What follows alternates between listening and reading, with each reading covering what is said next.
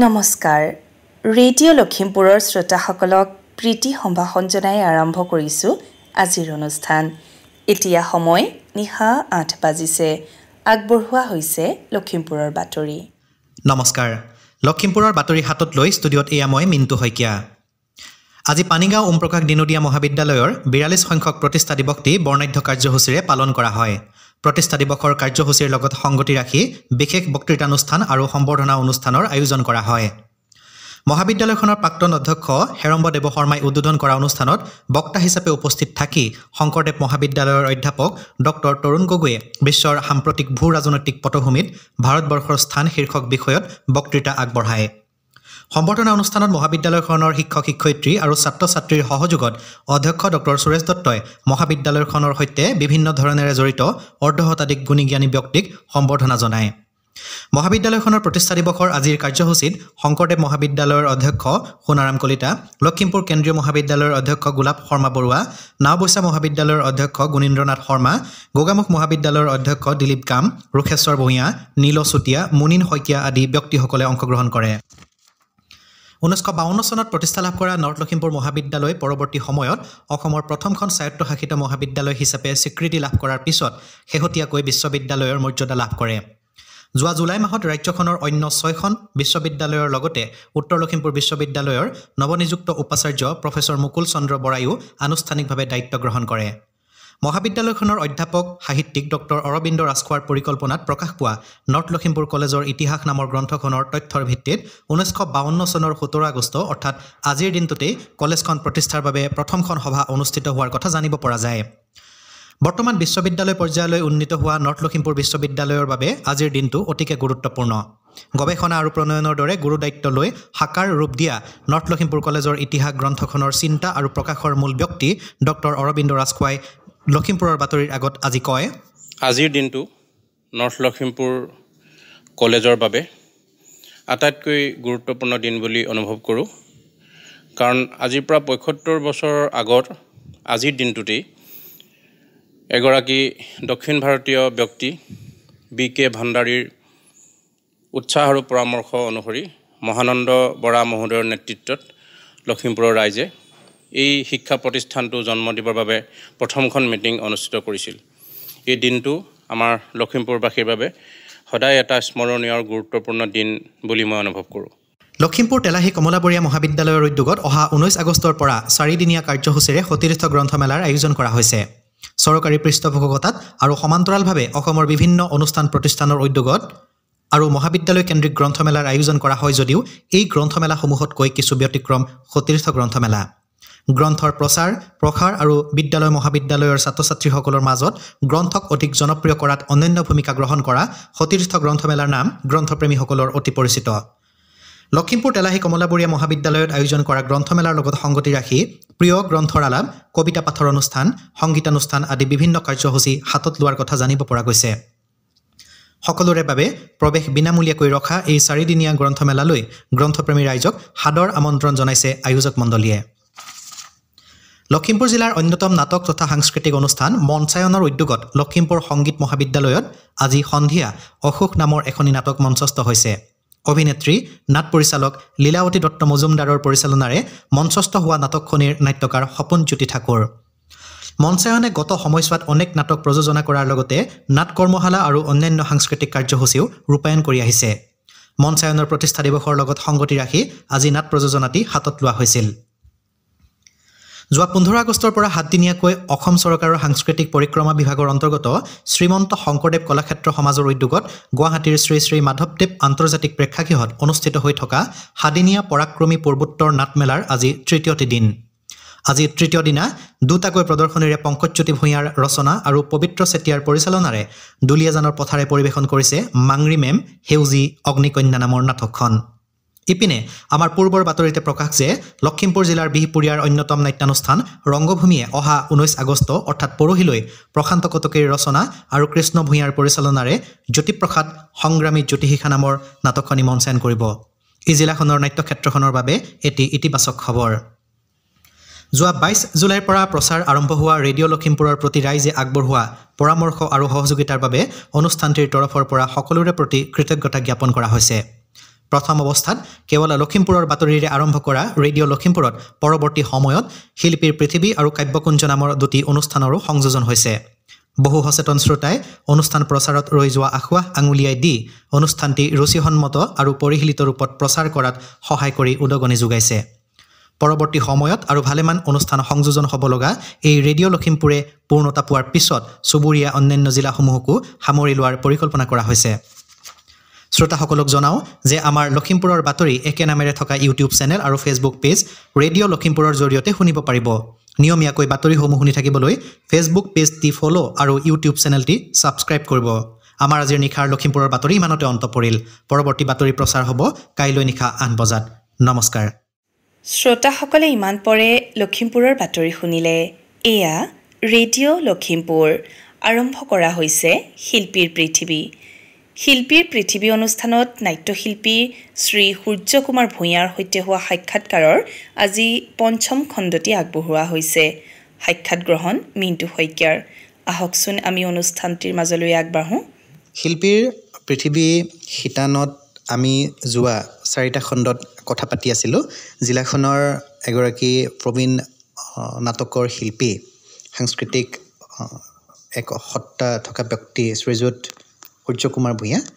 তেখেতক আমি আজিৰ এই শিতানত পুনৰ ৫মটি খণ্ডত লগ পাইছোঁ। যোৱা খণ্ডকেইটিত তেখেতৰ পৰিচালিত যিসমূহ একাংক নাটক বা পূৰ্ণাংগ নাটক বা মইনা পাৰিজাতৰ লগত কেনেকৈ জড়িত হৈছিল এইখিনি কথা আমি জানিব পাৰিলোঁ। আজিৰ খণ্ডত তেখেতে পৰিচালনা কৰা অন্য কেইখনমান পূৰ্ণাংগ নাটকৰ কথা আমি জানিবলৈ যত্ন কৰিম। ছাৰ, আজিৰ খণ্ডলৈ পুনৰবাৰ আপোনাক স্বাগতম জনাইছোঁ। ধন্যবাদ জনাইছোঁ। ছাৰ, এই যোৱা খণ্ডত আমি প্ৰায় 6-7খনমান পূৰ্ণাংগ নাটকৰ কথা আলোচনা কৰিলোঁ আপুনি পৰিচালনা কৰা। আৰু বাদ পৰি যোৱা যিকেইখন পূৰ্ণাংগ নাটক আপুনি পৰিচালনা কৰিছিল সেই বিষয়ে কিছু কথা কওকচোন। উত্তৰ লখিমপুৰ কেবিৰোডৰ শিল্পী ঘৰ বুলি এটা অনুষ্ঠান আছে। সেই শিল্পী ঘৰৰ হয় মোক কেইবাদিনো অনুৰোধ কৰিছিলে তেওঁলোকে যে জ্যোতিপ্ৰসাদ আগৰৱালাৰ এখন নাটক কৰোঁ বুলি। মই তেতিয়া তেওঁলোকক সুধিলোঁ কোনখন নাটক তোমালোকে কৰিম বুলি ভাবিছা। বোলে আমি লভিতাখন কৰোঁ। এতিয়া মই ভাবিলোঁ লভিতাখন অকণমান টান নাটক, তথাপিতো তোমালোকে যদি অভিনয় শিল্পীখিনি অলপ চাই চিতি আনিব পৰা তেতিয়াহ'লে সেইখন কৰিব পৰা যাব। গতিকে তেওঁলোকৰ আগ্ৰহত মই তেওঁলোকৰ উৎসাহ দেখি মই সন্মতি প্ৰকাশ কৰিলোঁ আৰু নাটকখন পৰিচালনা কৰিবলৈ। লভিতাখন তেতিয়া অভূতপূৰ্ব সাফল্যমণ্ডিত হৈছিলে। আমাৰ এই জিলা পুথিভঁৰালত কৰা হৈছিলে। সেইখন 1902 চনত নেকি, 1902 চনত 2002ত শিল্পী ঘৰৰ দ্বাৰা কৰা হৈছিলে এই লভিতা, আৰু জিলা পুথিভঁৰালতে কৰা হ'ল। আৰু সংগীতত আছিলে ভৱানন্দ বৰুৱা, এখন ভাল শিল্পী আছিলে, তেখেত ঢুকালে। আৰু খুব সুন্দৰ তেখেতে সংগীত ভাগ দায়িত্ব লৈছিলে আৰু ভালকৈ ধৰণৰ সংগীত তেখেতে প্ৰয়োগ কৰিছিলে। আৰু সেইখন নাটকত যথেষ্ট সমাদৰ পাইছিলে ৰাইজৰ। আৰু নাটক কি কৰিছিল জ্যোতিপ্ৰসাদ আগৰৱালাৰ? জ্যোতিপ্ৰসাদৰ আৰু এখন নাটক আছিলে শোণিতগুৰি। সেইখন মানে কল্পতৰু সংঘ বুলি লখিমপুৰত এটা সংঘ আছিলে, তেওঁলোকে পৰিচালনা কৰিছিলে। সেইখন 2003 চনত। নাটকখন কৰা হৈছিলে বিহপুৰীয়াৰ নাট্যমঞ্চত। আৰু পূৰ্ণাংগ নাটকৰ নাম মনত আছে নেকি যিখন আপুনি পৰিচালনা কৰিছিল? আছে, এখন আছে কাল তোমাক নমস্কাৰ। এইখনটো চিন্তামন টিম্বক খানেলকাৰ বুলি এজন মালয়ালম নাট্যকাৰ আছিলে, বিখ্যাত নাট্যকাৰ। তেখেতৰ নাটক মানে ভাৰতবৰ্ষৰ বিভিন্ন ভাষালৈ অনুবাদিত হৈছিল। আৰু তাৰে এখন নাটক আছিলে, সেইখন নাটকে আমি ইয়াত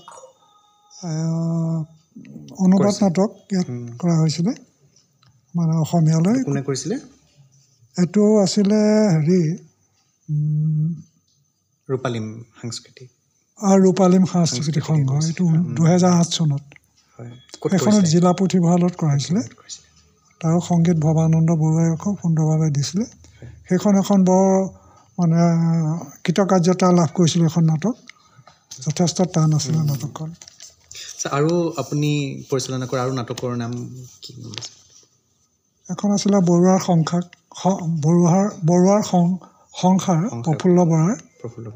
সেইখন উত্তৰ লখিমপুৰ বিদ্যুৎ কেন্দ্ৰত কৰা হৈছিলে 1974 চনত পূজা এই পূজা আমাৰ এই বিশ্বকৰ্ম পূজা উপলক্ষে কৰা হৈছিলে। তাৰপিছত এখন আছিলে মালতী বাইখন নাট্যকাৰ মই নিজেই নাটক ৰচনা নিজে ৰচনা কৰিছিলোঁ। এখন কেৱল মহিলাৰ কাৰণে, মহিলাসকলৰ মহিলা বিকাশ কেন্দ্ৰৰ দ্বাৰা কৰা হৈছিলে উত্তৰ লখিমপুৰ সংগীত বিদ্যালয় মানে এতিয়া যিখন 2002 চনত। তাৰপিছত এখন আছিলে ৰূপালীম জ্যোতিপ্ৰসাদৰ, সেইখন এখন সৰগম সাংস্কৃতিক সংঘই কৰিছিলে 1912 চনত। সেইখনো সংগীত 2012 এখন উত্তৰ লখিমপুৰ সংগীত বিদ্যালয়ত কৰা হৈছিলে। তাৰপিছত এখন আছিলে বিস্ফোৰণ হ'ব, এখন আলি হায়দৰ নাটক সেইখন মই পৰিচালনা কৰি পেলাই সেইখন পঞ্চানন নাট্য মন্দিৰত কৰা হৈছিলে। পঞ্চানন নাট্য মন্দিৰটো অতি শেহতীয়াকৈ মানে কিমানমান চনলৈকে তাত নাটকৰ চৰ্চা অব্যাহত আছিল? পঞ্চানন নাট্য মন্দিৰত প্ৰায় 95 চনমানলৈকে আছিলে ভালকৈ। তাৰ পিছতে মানে কৰিব পৰা সিমান হেৰি নাছিলগৈ, মানে বহুত কষ্টৰ দ্বাৰাহে কৰিবলগীয়া হৈছিলে। এতিয়া বোধ কৰোঁ তাত তেনেকৈ কৰিব পৰা সুবিধা নাই, ভাঙি পেলালে নাট্য মন্দিৰ নতুনকৈ বনাইছে। গতিকে পুৰণা ঘৰটো ভাঙি পেলোৱা হ'ল, সেই পৰিৱেশ এতিয়া নোহোৱা হ'ল। যদিও ইতিহাসৰ পাতত পঞ্চানন নাট্য মন্দিৰৰ যি ভূমিকা বা অৱদান সোণালী আখৰেৰে জিলিকি থাকিব। কাৰণ সেই সময়ত আমাৰ জন্মৰ আগৰ পৰাই তাত নাটক কৰিছে বুলি আমি শুনিছিলোঁ তাত সেই সময়ত। গতিকে আমিও কৰিলোঁ, আমাৰ পিছৰ সময় স্বামীও তাত নাটক কৰি এতিয়া যথেষ্টখিনি উপকৃত হৈছিলে। সেইটোৱে নাটঘৰ আছিলে। তাৰ পিছতহে ডিষ্ট্ৰিক্ট লাইব্ৰেৰী আৰু মিউজিক কলেজত নাট কৰিবলৈ সুবিধা পাইছে। ছাৰ, পুনৰ আজি এই খণ্ডৰ পৰা বিদায় লোৱাৰ সময় হ'ল। পৰৱৰ্তী খণ্ডত আমি আপোনাৰ কিছু ব্যক্তিগত কথা, ধৰক পৰিয়াল বা আপোনাৰ পিতৃ মাতৃ, সেই সময়ৰ সামাজিক কিছু কথা আপোনাৰ পৰা আমি জানিবলৈ যত্ন কৰিম। আজিলৈ ছাৰ বিদায় লৈছোঁ। বহুত বহুত ধন্যবাদ জনাইছোঁ। শ্ৰোতাসকলে ইমান পৰে শিল্পীৰ পৃথিৱী শিতানত সূৰ্যকুমাৰ ভূঞাৰ সৈতে হোৱা সাক্ষাৎকাৰৰ ৫ম খণ্ডটি শুনিলে। সাক্ষাৎ গ্ৰহণ মিণ্টু শইকীয়াৰ আৰু সম্পাদনাত ৰুবুল হাজৰিকা। সাক্ষাৎকাৰটিৰ ৬ষ্ঠ খণ্ডটি প্ৰচাৰ হ'ব কাইলৈ এই একে সময়তে। এয়া ৰেডিঅ' লখিমপুৰ। এতিয়া আগবঢ়োৱা হৈছে কাব্যকুঞ্জ। কবিতা পাঠৰ এই অনুষ্ঠানটিত আজি আগবঢ়োৱা হৈছে কবি প্ৰণীতা বৰাৰ কেইটিমান স্বৰচিত কবিতা পাঠ। কবিতাৰ শিৰোনাম সৈনিক পত্নী মই। সৈনিক পত্নী মই, সামৰিব পাৰোঁ হৃদয়ৰ একেটা কোঠাতেই মৰম আৰু বিষাদ। পিন্ধিব পাৰোঁ একেটা দেহাতেই সততা আৰু অৱহেলাৰ সাজ। ডাৱৰৰ আচলত মোৰ উৰণীয়া হেঁপাহ, সময়ৰ ডেউকাৰ তলত নিতাল মাৰে মোৰ যৌৱন। ৰজনীগন্ধাৰ সুবাসে মোক লৈ যায় কাশ্মীৰ অথবা দোকোলাপাম। মনৰ পদূলিত ভাৱনাৰ ঘন কিশোৰী, সামৰি সুতৰি যৌৱনৰ মান অভিমান। সৈনিক পত্নী মই, বুকুত মোৰ হেজাৰ বাৰিষাৰ বান। চেৰাশালীৰ দুৱাৰে মুখত দুৰ্ভাৱনাৰ কবৰ খান্দি মেলি দিলোঁ দুয়োখন হাত বিশ্বাস আৰু শংকাৰ। যুদ্ধক্ষেত্ৰত স্বামী, চেৰাশালীৰ সদ্যজাত সন্তান। ভাৱনাৰ তোলাচৰিত এচেৰেঙা ৰ'দৰ বিলাস। সৈনিক পত্নী মই, মোৰ হৃদয় যেন জেতুকাৰ পাত। উৎসৱৰ বতাহে মৰি নোচোৱে আকাশ, ফুলি থাকিলেও পদূলিত গধূলি গোপাল। কুঁৱামা দেউতা আহিবনে পূজাত? বুকু আৰু চকুৰ এখন বিশাল হেঙাৰ। আহিব সোণ, নকৰিবা মনত বেজাৰ। সৈনিক পত্নী মই, সাহসৰ অন্য এক নাম। শূন্য মই শূন্য, বজাই ৰাখোঁ ঈৰ্ষণীয় দূৰত্ব। সকলো বিশেষণৰ পৰাই মই মুক্ত। নীৰৱ নিৰস আৰু কেতিয়াবা সৰৱ সৰস। সৃষ্টি আৰু স্থিতিৰ মাজত সুগভীৰ যোগসূত্ৰ। জাতি বৰ্ণ ধৰ্মৰ উদ্ধত মই শূন্য আন্ধাৰে পোহৰে মৰমে বিষাদে মুখ্যই মোৰ লক্ষ্য সংখ্যাৰ সোঁহাতে অখণ্ড প্ৰতাপ আশীৰ্বাদ অথবা অভিশাপৰ উদং ভঁৰাল আকাংক্ষাৰ শুকান বালি সৌন্দৰ্যৰ লঠঙা ছবি ঐশ্বৰ্যৰ টুকুনা হাঁহিৰে মই শূন্য মহাশূন্যৰ ঠিকনা বিচাৰি অক্ষয় অব্যয়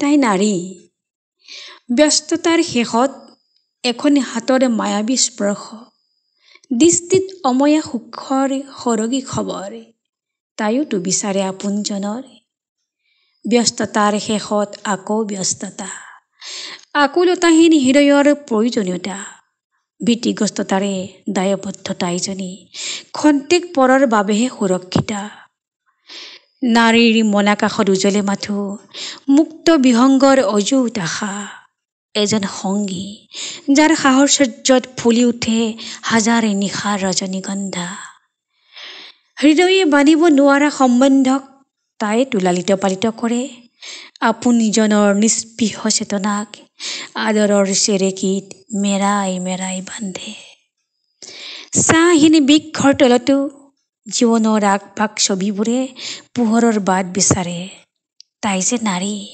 মনৰ নিজানত গোপনে নিজকে বিচাৰে কাব্যকুঞ্জ অনুষ্ঠানটিত ইমান পৰে কবি প্ৰণীতা বৰাৰ স্বৰচিত কবিতা পাঠ শুনিলে আজিলৈ ৰেডিঅ' লখিমপুৰৰ অনুষ্ঠান প্ৰচাৰ ইমানতে সামৰিছোঁ পৰৱৰ্তী অনুষ্ঠান প্ৰচাৰ হ'ব কাইলৈ নিশা 8 বজাত কাইলৈৰ অনুষ্ঠানত পুনৰ লগ পোৱাৰ প্ৰতিশ্ৰুতিৰে আজিলৈ বিদায় দিয়ক শুভৰাত্ৰি